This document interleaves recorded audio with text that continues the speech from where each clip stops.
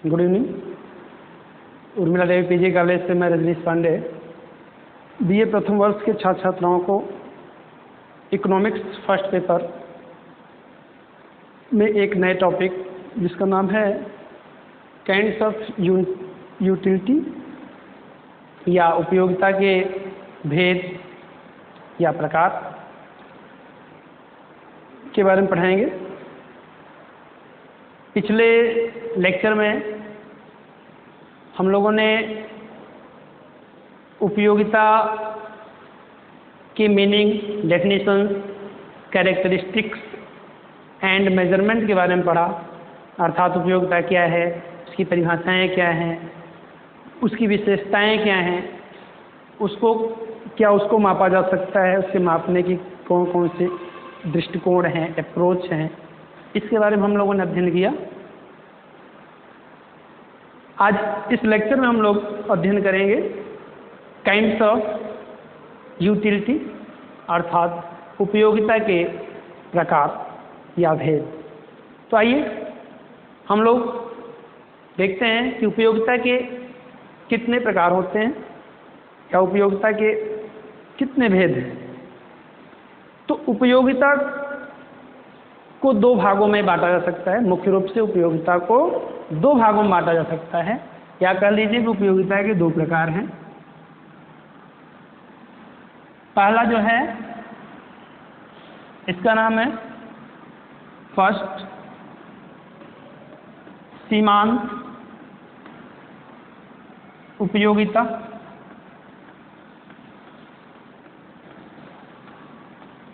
इसे इंग्लिश में marginal utility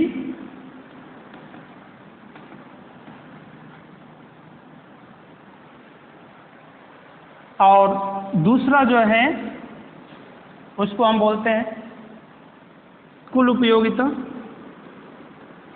कुल उपयोगिता जिसको हम इंग्लिश में बोलते हैं total, TOTAL, total utility. Total utility इसको हम शार्ट में MU बोलते हैं, इसको हम शार्ट में TU बोलते हैं।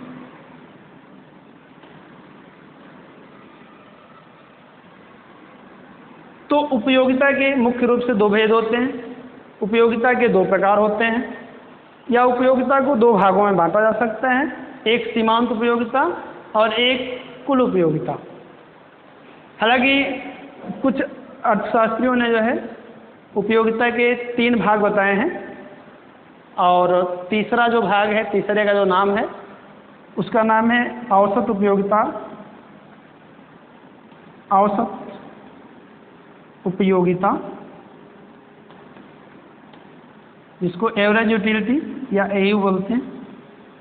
कुछ अर्थशास्त्रियों ने AU को भी जो है उपयोगिता के भेद के अंतर्गत या उपयोगिता के प्रकार के अंतर्गत सम्मिलित किया है। और इसको कैसे मापते हैं, इसको कैसे ज्ञात करते हैं, ये होता है आपका total utility upon number of units, यानी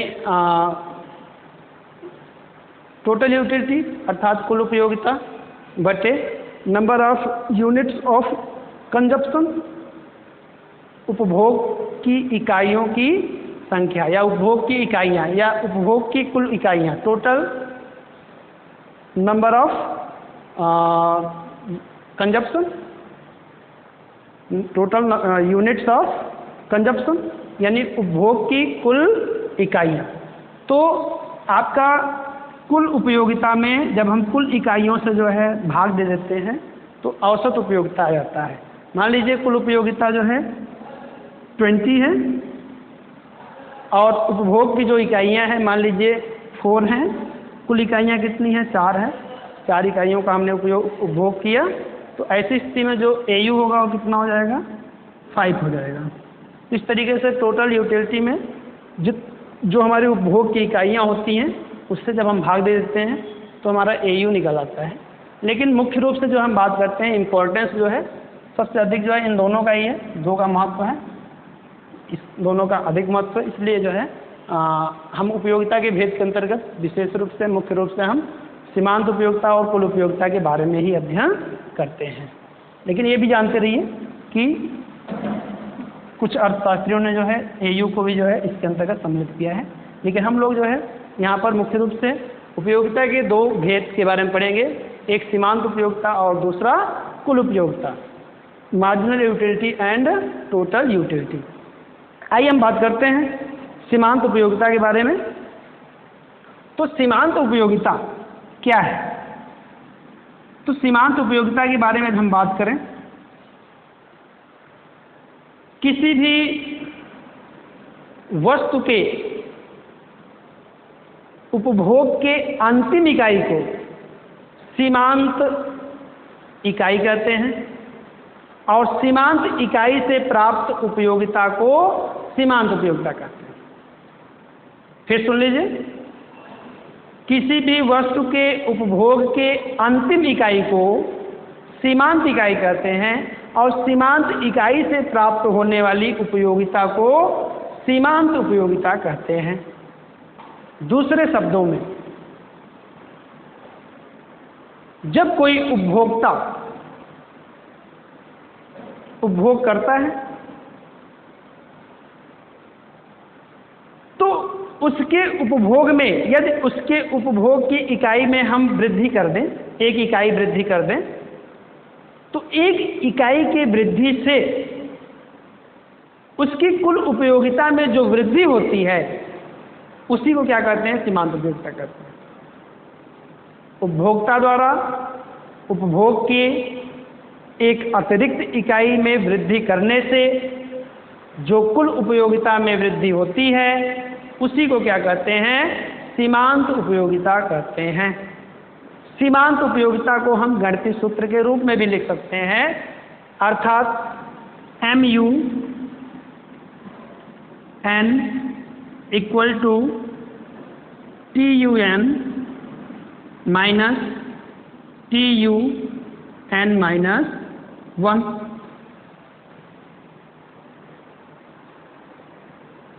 जहां हम बात करें, जहां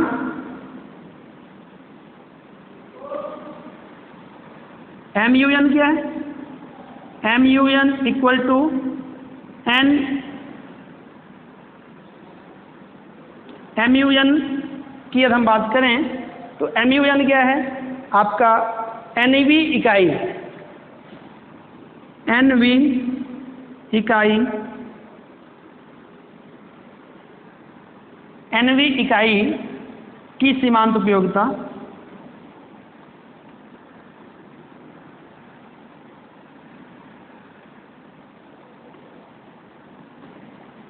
NV इकाई की सीमांत उपयोगिता कहिए, चाहे NV इकाई से प्राप्त जो है सीमांत उपयोगिता आप बोल सकते हैं। यहाँ पर TUN क्या है? TUN बराबर है NV इकाई नहीं बल्कि N इकाइयों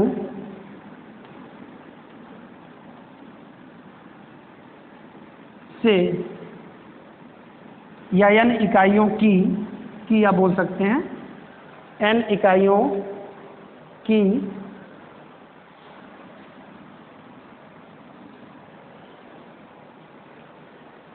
कुल उपयोगिता, N इकाइयों की कुल उपयोगिता यानी N इकाइयों से ही लिख लीजिए आप, प्राप्त कुल उपयोगिता एंड TUN माइनस 1 क्या है? N माइनस 1 इकाइयों से प्राप्त कुल उपयोगिता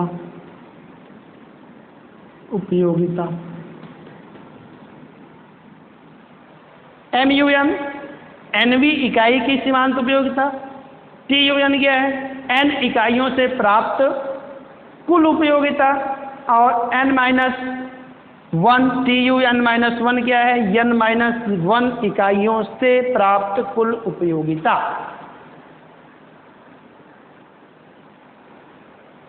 इसको एक एग्जाम्पल द्वारा समझते हैं। मान लीजिए n-1 इकाई से जो TU प्राप्त हो रहा है वो मान लीजिए 50, कितना है? 50। यानी n-1 इकाई से प्राप्त कुल उपयोगिता क्या है? 50 है। और n इकाई से प्राप्त उपयोगिता आपका कितना है? ये आपका 56 n-1 का मतलब क्या हुआ और n का मतलब क्या हुआ? n मतलब कितनी इकाई का आपने उपभोग किया, उपभोक्ता ने कितनी इकाइयों का उपभोग किया। मान लीजिए उपभोक्ता ने जो है 5 इकाइयों का उपभोग किया तो n क्या हो जाएगा? ये TUN क्या हो जाएगा? TU5 हो जाएगा, TU5 हो जाएगा। और TUN-1 का मतलब क्या हो जाएगा? TU5-1 अर्थात 4 हो जाएगा, TU4 हो जाएगा। मतलब क्या हुआ? मतलब ये हुआ कि 4 इकाइयों तक, 4 इकाइयों की या 4 इकाइयों से प्राप्त कुल उपयोगिता, 4 इकाइयों से प्राप्त कुल उपयोगिता कितनी थी? ये 50 थी, 50 थी। 5वीं इकाई यही है, एक अतिरिक्त इकाई, यही है एक अतिरिक्त इकाई। 4 इकाई से 50 कुल उपयोगिता थी, 1 इकाई वृद्धि कर दी गई, है ना, 4 से 5 कर दी गई। तो 5वीं इकाई से क्या हुआ? हमारा जो कुल उपयोगिता था इसमें वृद्धि हो गई। कितनी वृद्धि हुई? जितनी वृद्धि हुई उसी को क्या कहते हैं? सीमांत उपयोगिता कहते हैं। तो वृद्धि कितने की हुई? दोनों का डिफरेंस कितना है? 6 का है। सूत्र के अनुसार भी आप देखेंगे तो क्या हो जाएगा? TUN-1 अर्थात क्या हो जाएगा आपका? यहाँ पर आपका हो जाएगा 56 माइनस यहाँ पर हो जाएगा 50, तो 56 माइनस 50 कितना हो जाएगा? 6 हो जाएगा। ये 6 किसका मान होगा? MUN होगा, यानी n इकाई की, n वीं इकाई की, n इकाई की नहीं, n वीं इकाई की क्या है? ये सीमांत उपयोगिता है।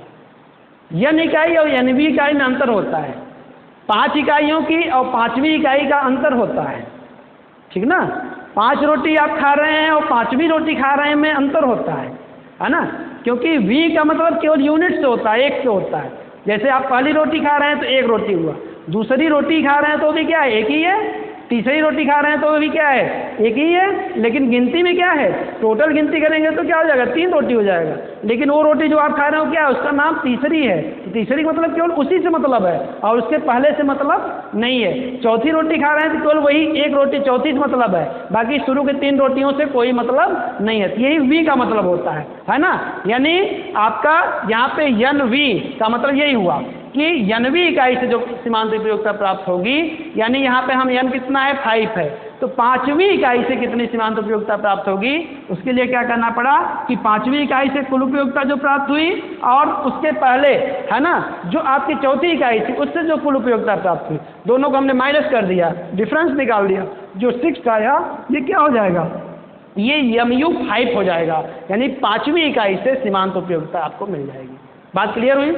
आपकी परिभाषा भी यही थी कि उपभोक्ता द्वारा उपभोग की एक अतिरिक्त इकाई में वृद्धि करने से कुल उपयोगिता में जो वृद्धि होती है, एक अतिरिक्त इकाई में वृद्धि करने से कुल उपयोगिता में जो वृद्धि हुई, कितनी वृद्धि हुई? 6 के बराबर। इसी को हम क्या कहते हैं? सीमांत उपयोगिता कहते हैं। बात क्लियर हुई? इसके पहले जो हमने परिभाषा बताई उसको भी आप इसी रूप में कर सकते हैं कि सीमांत इकाई से प्राप्त उपयोगिता सीमांत उपयोगिता कहलाती है ना। उपभोग की अंतिम इकाई को सीमांत इकाई कहते हैं और सीमांत इकाई से प्राप्त उपयोगिता को क्या कहते हैं? सीमांत उपयोगिता कहते हैं। उस रूप में जो परिभाषा हमने आपको बताई उस रूप में भी आप डिफाइन कर सकते हैं। ये अंतिम इकाई, मैंने आपकी बात कही, 5वीं इकाई है ना, 5वीं की बात की जा रही है। 5वीं इकाई से कितनी उपयोगिता मिल रही है? तो 5वीं से कितनी उपयोगिता मिल रही है? 6 के बराबर मिल रही है। तो यही क्या है, सीमांत उपयोगिता है। तो अंतिम इकाई, उपभोग की अंतिम इकाई से जो सीमांत इकाई जो उपयोगिता प्राप्त होती है उसी को सीमांत उपयोगिता कहते हैं। या कह लीजिए कि उपभोग के इकाई में एक अतिरिक्त इकाई में वृद्धि करने से कुल उपयोगिता में जो वृद्धि होती है उसी क्या कहते हैं, हम सीमांत उपयोगिता कहते हैं। क्लियर हो गया सीमांत उपयोगिता क्या होता है। चलिए आगे चलते हैं, आगे चलते हैं, हम कुल उपयोगिता की बात करते हैं। नेक्स्ट आता है TU, कुल उपयोगिता इसे कहते हैं। आइए अब हम लोग जो है कुल उपयोगिता के बारे में बात करते हैं कि कुल उपयोगिता क्या होती है। जैसा कि इसके नाम से ही क्लियर हो रहा है, कुल उपयोगिता यानी उपयोगिताओं का योग, टोटल उपयोगिता। या जिसको हम परिभाषित करें तो हम कह सकते हैं कि जब कोई उपभोक्ता किसी वस्तु का उपभोग करता है तो उपभोग के क्रम में जब वह एक से अधिक इकाइयों का उपभोग करता है तो जितने इकाइयों का उपभोग करता है उन इकाइयों से प्राप्त जो उपयोगिताएं होती हैं उनका संपूर्ण जो योग होता है उसी को क्या कहते हैं, कुल उपयोगिता कहते हैं।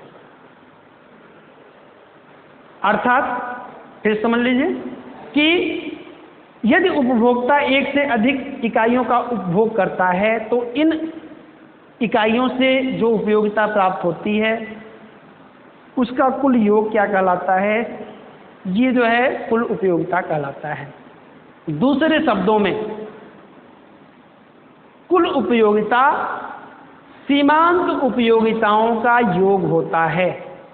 यानी जो आपका इकाई का क्रम है, उपभोग की इकाई का जो क्रम है उससे जो सीमांत उपयोगिताएं प्राप्त होती हैं उन्हीं का जो योग होता है उसी को क्या कहते हैं, हम कुल उपयोगिता कहते हैं। अर्थात कुल उपयोगिता क्या है, सीमांत उपयोगिताओं का योग कहलाता है। यानी सीमांत उपयोगिताओं का जो योग है उसी को हम क्या कहते हैं, कुल उपयोगिता कहते हैं। इसको हम गणितीय रूप में या सूत्र के रूप में भी व्यक्त कर सकते हैं। तो यहाँ पर हम लिख सकते हैं TUN equal to MUN MU1 plus MU2 plus MU3 plus dot dot dot plus MUN।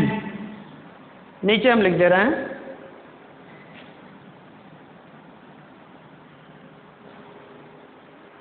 MU3 plus dot dot dot plus MUN। अब यहां पर देखिए, अब यहां पर यदि उपभोक्ता n इकाइयों का उपभोग करता है तो n इकाइयों के उपभोग में प्रत्येक इकाई से जो सीमांत उपयोगिता मिलती है, पहली इकाई से जो सीमांत उपयोगिता मिलती है, दूसरी से जो मिलती है, तीसरी से जो मिलती है, इसी तरीके से nवीं इकाई से जो सीमांत उपयोगिता मिलती है, इनका योग ही क्या कहलाता है, कुल उपयोगिता कहलाता है। सपोज मान लीजिए, यदि मान लीजिए n एक ही है, मान लीजिए उपभोक्ता एक ही इकाई का उपभोग करता है, तो ऐसी स्थिति में क्या होगा, ऐसी स्थिति में TUN MUN के क्या होगा, बराबर होगा। यानी n जगह क्या हो जाएगा, 1 हो जाएगा, और ये क्या हो जाएगा, MU 1 हो जाएगा। यानी यहाँ पर TU और MU क्या हो जाएगा, दोनों बराबर हो जाएगा। यदि उपभोक्ता जो है 2 इकाइयों का उपभोग करता है तो n जगह क्या हो जाएगा, 2 हो जाएगा। अब ऐसी स्थिति में यहाँ पर MU1 पहले इकाई से प्लस दूसरे इकाई से जो उपयोगिता प्राप्त होगी वही क्या होगी, कुल उपयोगिता होगी। यदि जो है उपभोक्ता 3 इकाइयों का उपभोग करता है तो इसका मतलब क्या हुआ कि पहली इकाई से जो आपका सीमांत उपयोगिता होगा, दूसरी इकाई से जो सीमांत उपयोगिता होगा, तीसरी इकाई से जो सीमांत उपयोगिता होगा, इसका जो योग होगा वही 3 इकाइयों का कुल उपयोगिता कहलाएगा। इसी तरीके से जितनी भी संख्या बढ़ती जाएगी, n का मान जो भी आप रखते जाएंगे, जितनी भी संख्या का जो है, जितनी भी इकाई का आपको कुल उपयोगिता निकालनी है, उतनी इकाइयों तक की जो सीमांत उपयोगिताएं होती हैं उनका जो योग होता है उसी को हम कुल उपयोगिता कहते हैं। यहाँ पर आप देख रहे हैं MU1 MU2 MU3 MUN क्रमशः पहली इकाई, दूसरी इकाई, तीसरी इकाई और nवीं इकाई की सीमांत उपयोगिताएं हैं और इनका योग ही क्या कहलाएगा, कुल उपयोगिता कहलाता है। इतनी बात समझ में आ गई आपको?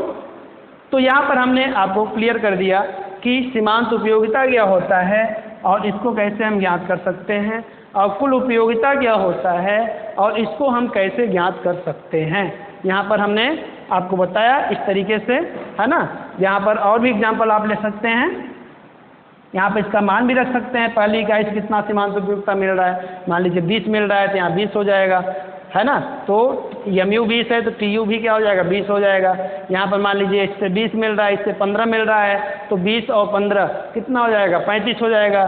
तो 2 इकाइयों से कुल उपयोगिता कितनी मिल जाएगी, 35 हो जाएगी। मान लीजिए यहाँ 20 मिल रहा है, यहाँ 15 मिल रहा है, यहाँ 10 मिल रहा है, तो कुल कितना हो जाएगा, 20 और 15 35 और 35 10 45 हो जाएगा। तो ऐसी स्थिति में 3 इकाइयों से कुल उपयोगिता कितनी हो जाएगी, 45 हो जाएगी। इस तरीके से हम कुल उपयोगिता को ज्ञात करते हैं। अब हम सीमांत उपयोगिता और कुल उपयोगिता के बारे में समझने के बाद, उसकी मीनिंग को समझने के बाद, उसको कैसे निकालते हैं इसको समझने के बाद, अर्थात इन दोनों के कॉन्सेप्ट को क्लियर करने के बाद यहाँ पर एक बात पढ़ना और आवश्यक हो जाता है कि इन दोनों में रिलेशन क्या है, दोनों में संबंध क्या है।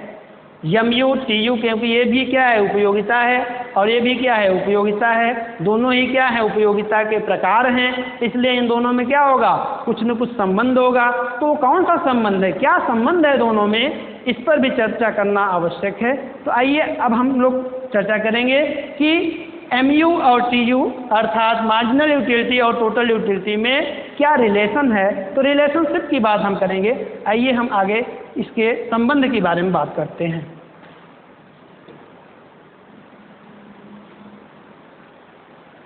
तो अब हम लोग जो है पढ़ेंगे सीमांत उपयोगिता और कुल उपयोगिता में संबंध, अर्थात हम लोग रिलेशनशिप के बारे में पढ़ेंगे।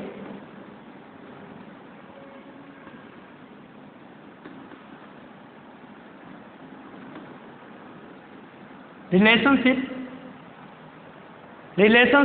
between marginal utility and total utility, अर्थात सीमांत उपयोगिता और कुल उपयोगिता में क्या संबंध है, इसके बारे में हम लोग पढ़ेंगे।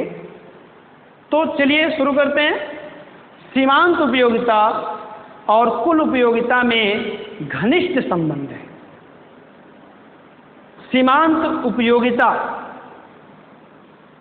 जब घटती है तब कुल उपयोगिता घटते हुए दर से बढ़ती है। अब घटते हुए दर से बढ़ती है का मतलब क्या हुआ, बढ़ने का तरीका क्या है, एक तो समान गति से बढ़ती, एक बढ़ते हुए दर से बढ़ती, एक घटते हुए दर से बढ़ती। ठीक है, तो अभी हम इसको एग्जाम्पल द्वारा क्लियर कर देंगे कि घटते हुए दर से बढ़ने का तात्पर्य क्या होता है। तो जब सीमांत उपयोगिता घटती है तो कुल उपयोगिता बढ़ती है घटते हुए दर से। जब सीमांत उपयोगिता शून्य हो जाती है तब कुल उपयोगिता अधिकतम हो जाती है। जब सीमांत उपयोगिता ऋणात्मक हो जाती है तब कुल उपयोगिता घटने लगती है। यहाँ पर देखिए आप, सीमांत उपयोगिता की 3 स्थितियां हैं। सीमांत उपयोगिता धनात्मक भी होती है, सीमांत उपयोगिता शून्य भी हो सकती है, और सीमांत उपयोगिता ऋणात्मक भी हो सकती है। तीनों अवस्थाएं होती हैं इसमें। सीमांत उपयोगिता धनात्मक भी हो सकती है, शून्य भी हो सकती है और ऋणात्मक भी हो सकती है। सीमांत उपयोगिता जब तक धनात्मक रहती है तब तक कुल उपयोगिता घटते हुए दर से बढ़ती है। जब सीमांत उपयोगिता शून्य हो जाती है तब कुल उपयोगिता क्या होती है, अधिकतम हो जाती है। जब सीमांत उपयोगिता ऋणात्मक हो जाती है तब कुल उपयोगिता क्या हो जाता है, ये आपका घटने लगती है। यही संबंध दोनों में होता है, दोनों में यही संबंध होता है। आइए इसी संबंध को हम एक एग्जाम्पल के द्वारा, उदाहरण के द्वारा, सारणी और रेखा चित्र के द्वारा समझने की कोशिश करते हैं। आइए हम सारणी के द्वारा या टेबल के द्वारा हम सीमांत उपयोगिता और कुल उपयोगिता में संबंध को समझने का प्रयास करेंगे।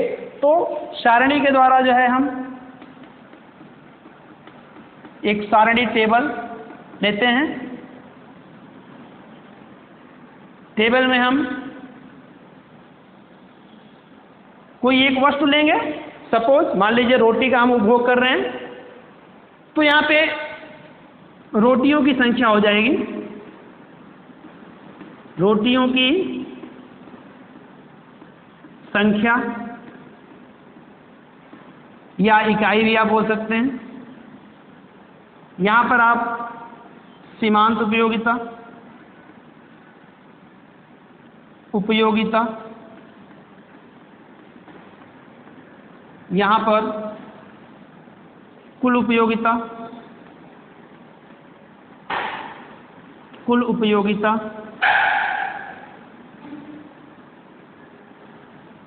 इसको हम MU और इसको TU बोलते हैं, ये आपको पता है।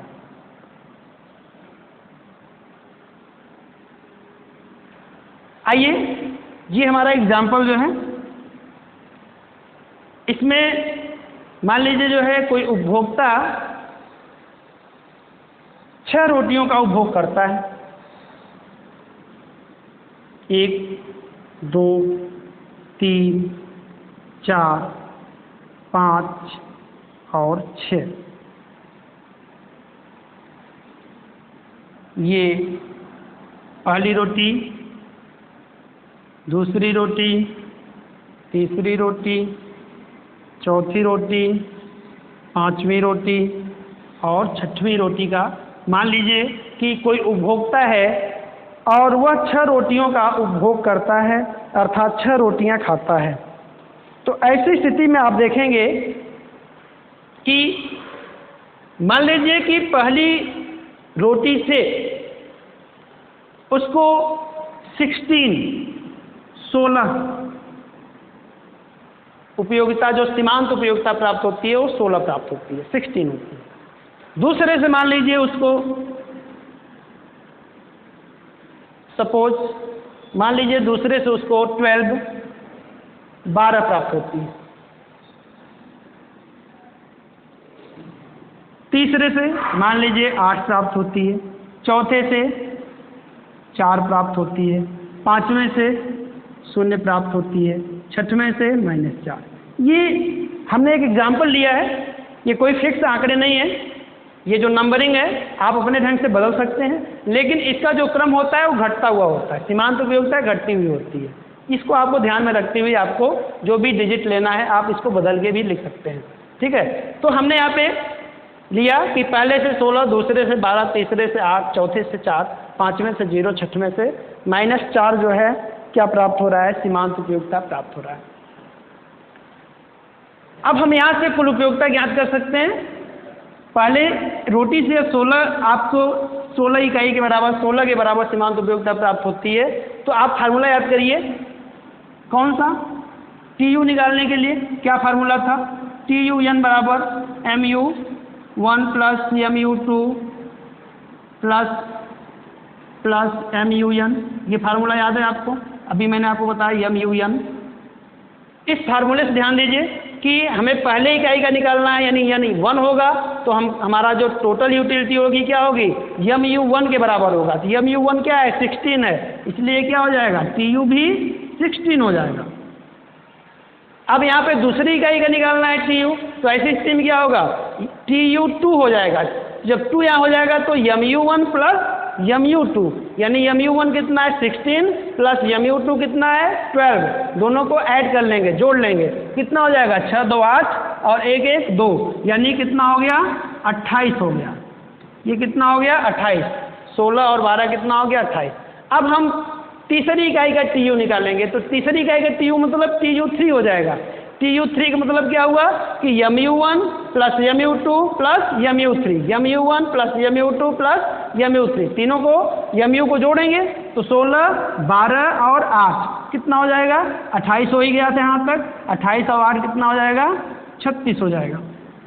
ठीक है, इसी तरीके से हम चौथी इकाई का TU निकालेंगे तो क्या हो जाएगा, ये MU1 + MU2 + MU3 + mu4 यहाँ तक जोड़ेंगे तो यहाँ तक जुड़ा हुआ है 36, 36 4 कितना हो जाएगा 40 हो जाएगा।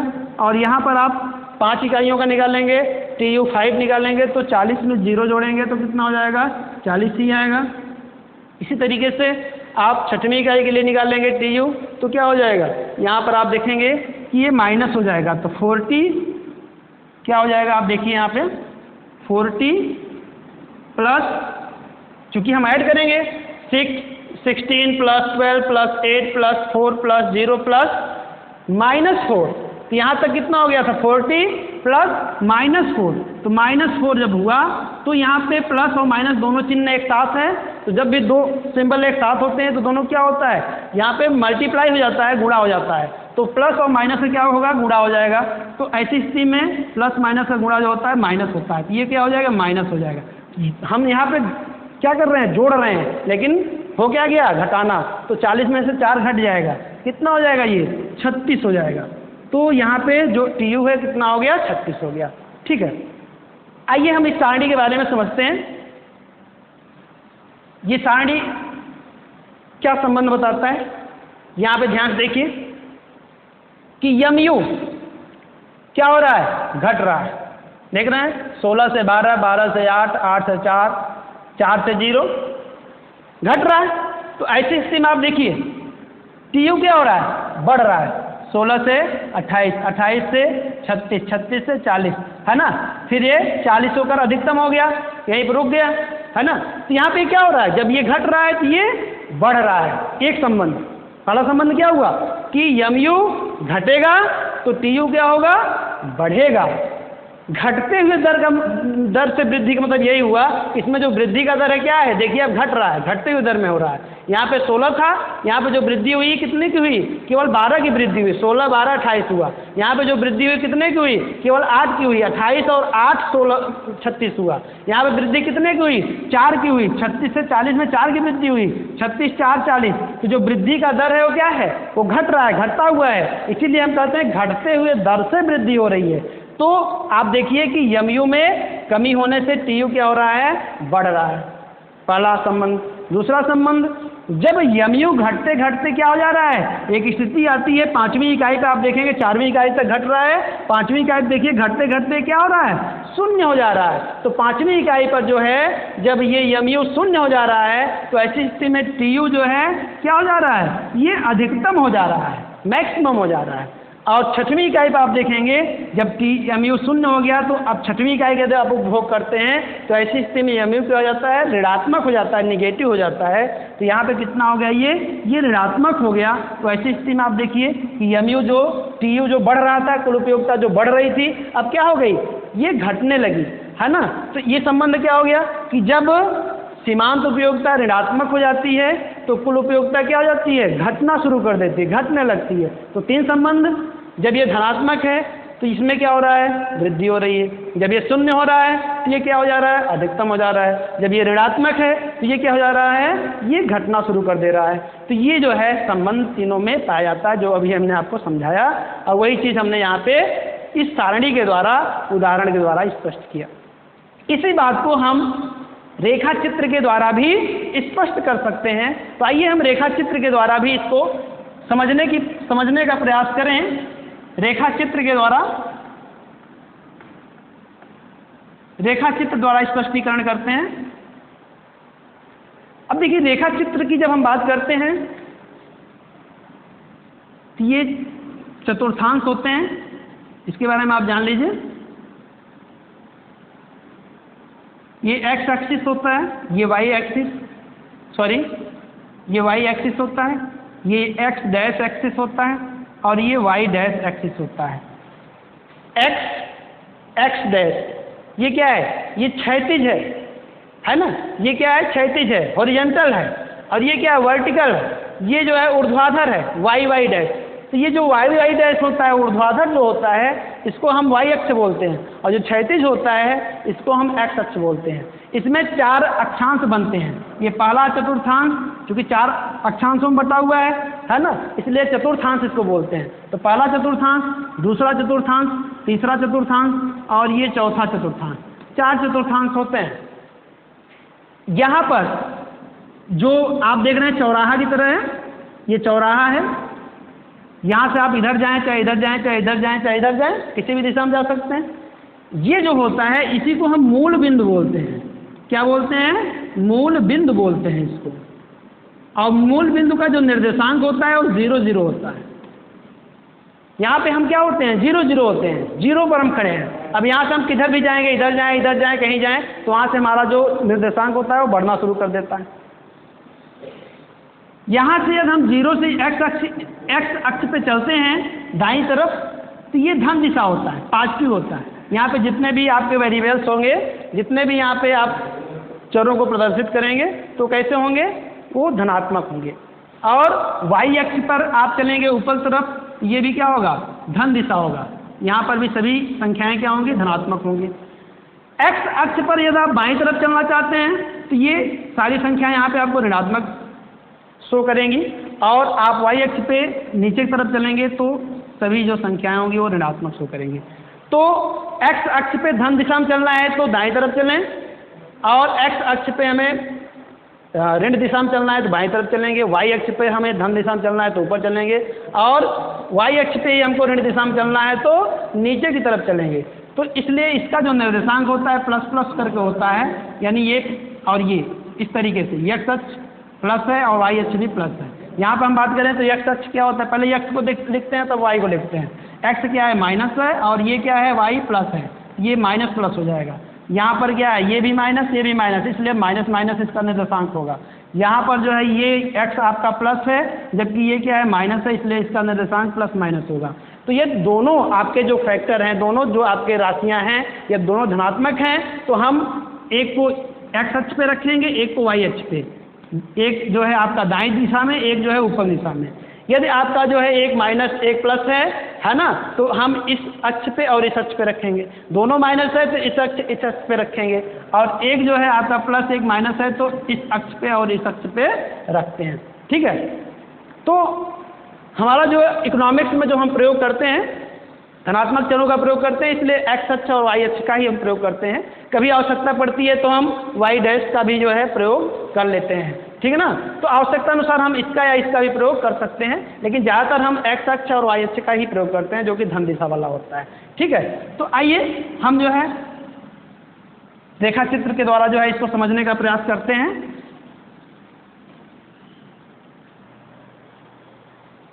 तो आप देखिए,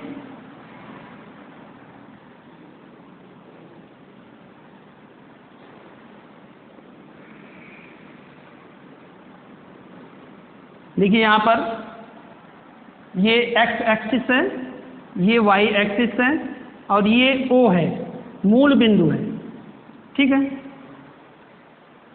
अब यहाँ पर जो है आप देखेंगे, यहाँ पर हम क्या लिखेंगे? x अक्ष पे जो है हम रोटियों की संख्या या रोटियों की इकाइयों को लिखेंगे। रोटियों की संख्या या इकाइयाँ, और यहाँ पर हम क्या लिखेंगे? सीमांत उपयोगिता और कुल उपयोगिता, अर्थात mu और tu को हम y अक्ष पर रखेंगे। ठीक है। अब यहाँ पे रोटियों की जो संख्या लिखेंगे हम एक बराबर दूरी पर, मान लीजिए 1 सेंटीमीटर या 1.5 सेंटीमीटर की दूरी पर, हम बराबर दूरी पर हम रोटियों की संख्या को यहाँ पे लिखेंगे, इकाइयों को 1 2 3 4 5 6 7। यहाँ पर हमने एरो इसलिए लगा दिया है, एरो का मतलब ये होता है कि आप जितनी आवश्यकता है, क्योंकि ये आपका क्या है? ये आपका रे है, किरण। तो किरण जिस दिशा में आप देख रहे हैं, इस दिशा में जितना मर्जी उतना आप बढ़ा सकते हैं, क्योंकि अनंत दूरी होती है। किरण का जो रे होता है उसका वन साइड इन्फिनाइट होता है, अनंत होता है, जितना मर्जी उतना बढ़ा सकते हैं। ठीक ना। ऐसे इस तरफ भी हमने एरो लगा दिए। एरो का मतलब यही होता है, जितना मर्जी उतना आप बढ़ा सकते हैं आगे। ठीक है ना। इस तरीके से जितनी आपकी आवश्यकता है उतना लिख देंगे। यहाँ पर 1 2 3 4 5 6 7 तक हमने ले लिया। यहाँ पर हम y अक्ष पे आप देखिए, y अक्ष पे हमको mu और tu को रखना है। तो mu और tu दोनों को इस पे हमें जो है रखना है। तो इसके लिए हमको क्या करना पड़ेगा कि इसके जो नंबर्स हैं इसके बारे में हम पहले समझेंगे। इसका मिनिमम डिजिट क्या है और मैक्सिमम डिजिट क्या है। तो मिनिमम में आप देखेंगे, मिनिमम में तो वैसे तो -4 है, तो माइनस वाले को हटा दें तो क्या हो जाएगा, 0 है ना। 0 से शुरुआत करना है हमको, कहाँ तक करना है, 40 तक करना है। मैक्सिमम कितना है, अधिकतम 40 है, तो हमें 0 से लेकर 40 तक संख्या लिखना है। तो हम एक एक करके भी लिख सकते हैं, यदि एक एक करके लिखेंगे तो 40 अंक तक लिखना है, जो कि रेखा चित्र बहुत बड़ा हो जाएगा, अच्छा नहीं लगेगा। आप 2-2 करके कर सकते हैं, 2 को 1 मानेंगे तो 2-2 करेंगे तो आपके कितने खाने जाएंगे, ये 20 नंबर आएंगे, तब भी जो है रेखा चित्र आपका बड़ा होगा। बना सकते हैं लेकिन फिर भी अच्छा नहीं लगेगा।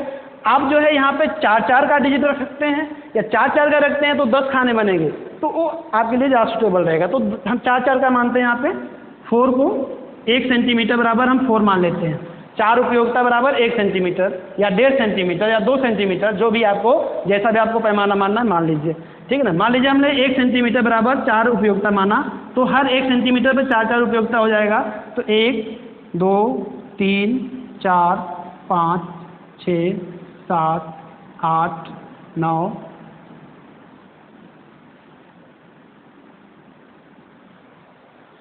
9 के बाद जो है 10, 11, जितना मर्जी उतना लीजिए। आपको जो है यहाँ पे 10 इकाई तक लेनी है तो 10 तक ले लेंगे। 10, रेखा चित्र को मिटा दे रहे हैं ऊपर।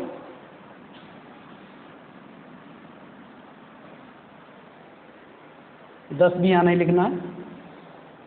यहाँ पर आपका क्या हो जाएगा, y अक्ष हो जाएगा। अब यहाँ पे हम लिखना शुरू करते हैं 4-4 करके। 4, 8, 12, 4 का टेबल पढ़ना शुरू कर दीजिए, ठीक है ना। 12, 16, 20, 24, 28, 32, 36 और 40 हो गए। आप आगे 44 भी कर सकते हैं, कोई दिक्कत नहीं। 40 ही तक रखिए, कोई दिक्कत नहीं।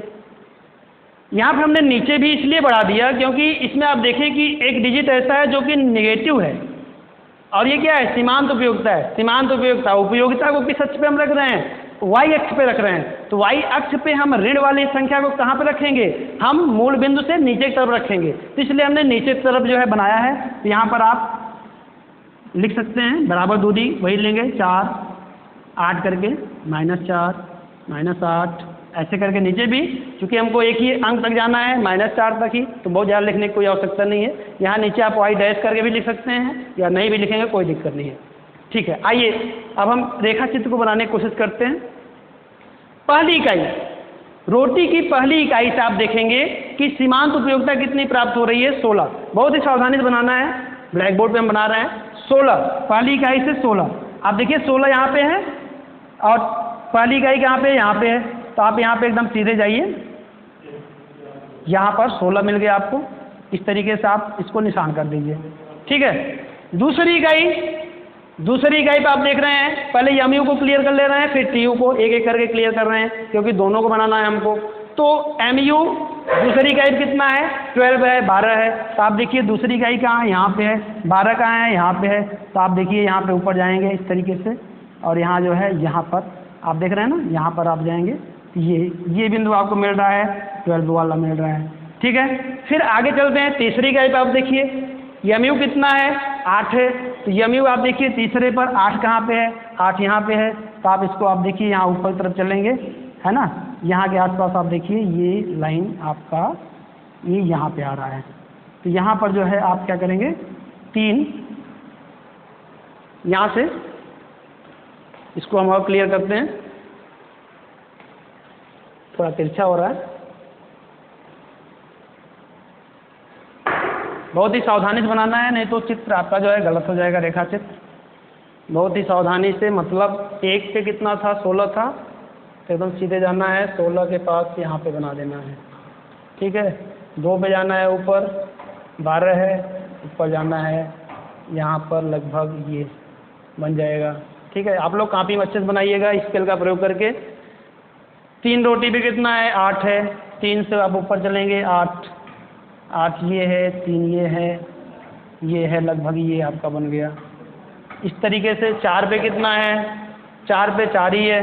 तो चौथी इकाई पे 4 उपयोगिता प्राप्त हो रही है, मतलब यहाँ पे आप आ गए, ठीक है। 5वीं इकाई पे कितना है, 0 है, 0 है, मतलब आप जब इसी अक्ष पे आएंगे तो आई यहाँ पे 0 हो जाएगा। एक्स अक्ष पे आप कहीं भी चलेंगे वहाँ पे y क्या होगा, शून्य होगा। तो 5वीं इकाई पे y शून्य होना चाहिए, इसका मतलब आप इसी बिंदु पे रहेंगे, तो इस बिंदु पे हो गया। 6वीं इकाई पे कितनी है सीमांत उपयोगिता, -4 है, तो -4 कर लीजिए आप।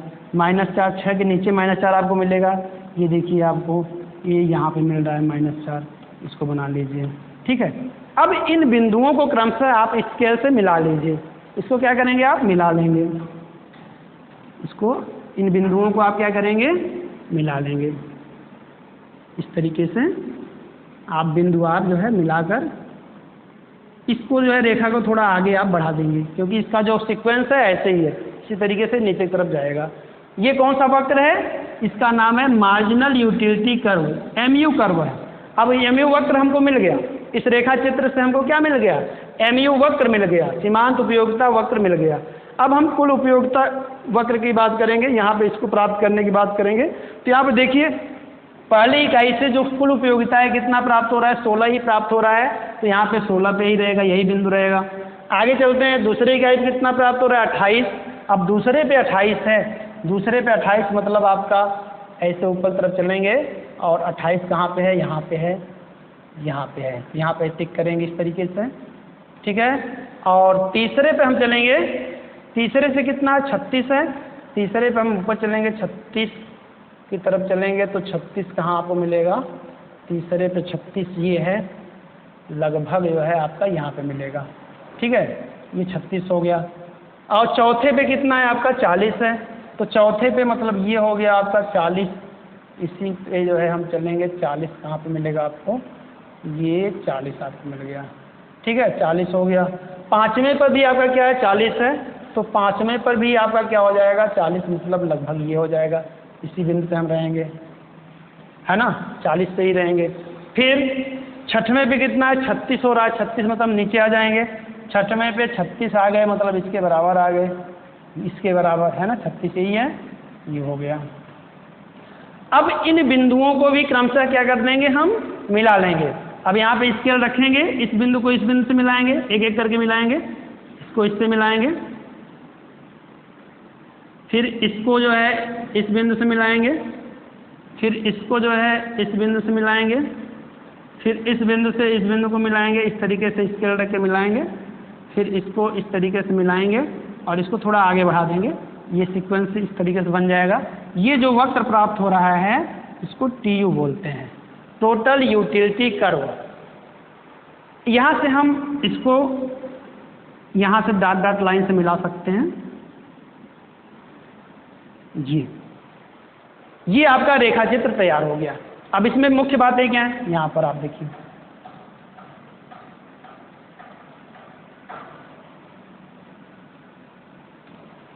यहाँ पर आप देखिए, यहाँ पर आप देखेंगे तो इस पूरे रेखा चित्र को पहली बात तो हम देख रहे हैं कि सीमांत उपयोगिता वक्र और कुल उपयोगिता वक्र ये आपको प्राप्त हो गया।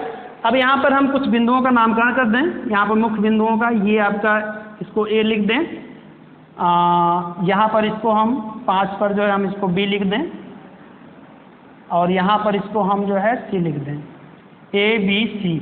ये जो है MU वक्र पे हो गया, इसके बाद C के बाद D और E, ये बिंदुओं का हमने नामकरण कर दिया। अब आप देखिए यहाँ से रेखा चित्र के बारे में हम इसको एक्सप्लेन करें और दोनों के बीच के संबंध को स्पष्ट करने का प्रयास करते हैं।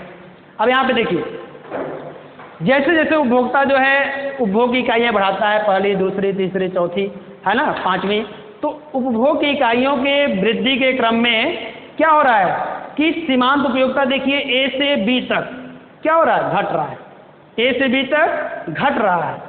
जब A से B तक आपका सीमांत उपयोगिता घट रहा है तो ऐसी स्थिति में A से D तक क्या हो रहा है, कुल उपयोगिता बढ़ रहा है, घटते हुए दर से बढ़ रहा है। आप देख रहे हैं पहला संबंध। आगे B बिंदु पर सीमांत उपयोगिता शून्य हो जा रहा है, ऐसी स्थिति में D बिंदु पर जो कुल उपयोगिता है क्या हो जा रहा है, अधिकतम हो जा रहा है। देख रहे हैं यहाँ पे D अधिकतम बिंदु पे है TU, और यहाँ पर आप देखिए कब हो रहा है, जब B बिंदु पर MU क्या हो जा रहा है, शून्य हो जा रहा है। आप देखिए D से E बिंदु पर आप देख रहे हैं ये घट रहा है, क्यों? क्योंकि B से C बिंदु पर जो आपका सीमांत उपयोगिता है ये ऋणात्मक हो गया है। तो जब B से C बिंदु पर सीमांत उपयोगिता ऋणात्मक हो जाती है तो ऐसी स्थिति में क्या होता है कि कुल उपयोगिता D से E बिंदु पर आप देख रहे हैं कि ये क्या हो रहा है, घट रहा है। तो तीन स्थितियां आपको यहाँ पे दिख रही हैं कि A से B, जहाँ पर mu क्या है, यहाँ पे धनात्मक, mu क्या है, पॉजिटिव है। यहाँ पर mu क्या है, यहाँ पर mu शून्य है। B बिंदु पर mu क्या है, mu शून्य है। और यहाँ पर B से C बिंदु पर mu क्या है, ऋणात्मक है। mu क्या है, ऋणात्मक है। तो mu धनात्मक भी होता है, शून्य भी होता है, ऋणात्मक भी होता है। ये बात मैं पहले कर चुका हूँ आपके सामने। तो यहाँ पे आप देखिए जब ये धनात्मक होता है तो ऐसी स्थिति में आप देखिए कि ये क्या हो रहा है, बढ़ रहा है। ये शून्य होता है तो ये अधिकतम होता है। और जब ये घटता है ये क्या हो रहा है, ये जब ऋणात्मक होकर जो है ऋणात्मक हो जाता है तो ऐसी स्थिति में ये क्या हो जाता है, कुल उपयोगिता घटने लगता है। ये जो है रेखा चित्र स्पष्टीकरण है, ठीक ना। इसको और एक्सप्लेन करें। उपयुक्त रेखा चित्र में एक्स अक्ष पर जो है पहले हमने क्या किया, रोटी की इकाइयों को दर्शाया। वाई अक्ष पर mu और tu अर्थात सीमांत उपयोगिता और कुल उपयोगिता को दर्शाया। यहाँ से जो है हमने क्या किया कि आप देख रहे हैं mu वक्र और tu वक्र प्राप्त हो रहा है। ये दोनों वक्र जो है दोनों के संबंध को दर्शा रहा है।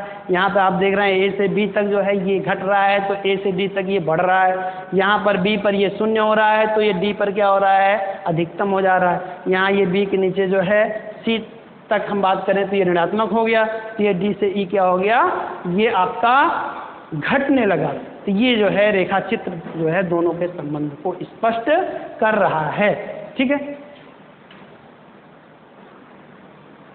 अब यहाँ पर आप देखिए जो है यहाँ पे हमने इसको इसलिए मिला दिया, आप इसको जो है ये ऐसे अच्छा नहीं लग रहा था, यहाँ पे इसको हमने मूल बिंदु से इसलिए मिला दिया कि जब जो है यहाँ पर हमारी इकाइयाँ शून्य होगी, यानी जब हम किसी भी वस्तु का उपभोग नहीं करेंगे, हमारे उपभोग की इकाई जब 0 होगी इस बिंदु पे, तो ऐसी स्थिति में हमारा कुल उपयोगिता भी और सीमांत उपयोगिता भी क्या होगा, शून्य होगा। इसलिए जो है यहाँ से पहली इकाई और 0 के बीच में जो है ये शून्य की स्थिति में दोनों है, इसलिए हमने यहाँ से इसको मिला दिया है, ठीक है।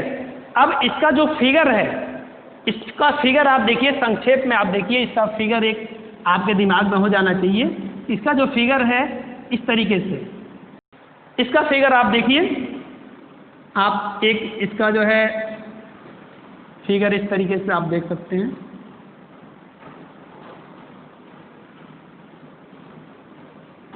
ये देखिए, ये आपका TU हो गया, ये आपका MU हो गया, है ना। यदि ये फिगर आपके दिमाग में रहेगा, ये चित्र आपके दिमाग में रहेगा, तो दोनों के बीच में संबंध आपके दिमाग में ऑटोमेटिक फिट हो जाएगा। इस चित्र को आपको याद रखना है ना। इस चित्र को आप या कोई याद हो जाएगा तो आप देखिए यहाँ पे इस चित्र के द्वारा एक ये जनरल आपका जो है चित्र आपके दिमाग में होना चाहिए कि यहाँ पे आप देखिए कि इस स्थिति में क्या होता है कि दोनों के बीच संबंध को जो है स्पष्ट कर रहा है कि mu जो है आपका धनात्मक है अर्थात घट रहा है, तो tu क्या होगा, आपका बढ़ेगा। यदि जो है आपका mu शून्य हो जा रहा है तो tu क्या होगा, अधिकतम हो जाएगा। और यदि जो है mu आपका ऋणात्मक हो जाता है तो tu क्या होगा, ये भी घटने लगता है। यही जो है इन दोनों के बीच जो है संबंध है, जो कि बहुत ही महत्वपूर्ण है। अधिकांशतः जो है परीक्षा में जो है अधिकांशतः इसके बारे में पूछा जाता है और क्वेश्चन आपका यहीं से बनेगा, क्योंकि फर्स्ट पेपर आपका ऑब्जेक्टिव रहता है। तो यहाँ से ऑब्जेक्टिव क्वेश्चन के लिए जो है महत्वपूर्ण है कि पूछ सकता है आपके एग्जाम में कि जब mu शून्य होगा तब tu क्या होगा। तो वहाँ पे ऑप्शन रहेगा कि अधिकतम होगा, न्यूनतम होगा, धनात्मक होगा, ऋणात्मक होगा। तो वहाँ पे आपको क्या लिखना है, आपको लिखना है कि अधिकतम होगा, ठीक ना। इस तरीके से इन्हीं संबंधों में से भी क्वेश्चन पूछ सकता है, तो इसके बारे में आपको जानकारी होना चाहिए, ठीक है। तो आज हम लोगों ने क्या पढ़ा, काइंड्स ऑफ यूटिलिटी, उपयोगिता के प्रकार या उपयोगिता के भेद के बारे में पढ़ा, जिसमें मुख्य रूप से 2 प्रकार की उपयोगिताएं होती हैं, सीमांत उपयोगिता और कुल उपयोगिता। सीमांत उपयोगिता क्या है, कुल उपयोगिता क्या है, इसके बारे में हम लोगों ने पढ़ा और दोनों के बीच में क्या संबंध है। तो इन संबंधों के बारे में हमने विस्तार में यहाँ पे चर्चा किया और इसको हमने सारणी के द्वारा और रेखाचित्र के द्वारा जो है दोनों के बीच संबंधों को स्पष्ट करने का प्रयास किया। तो ठीक है, आज इतना ही, दैट्स ऑल।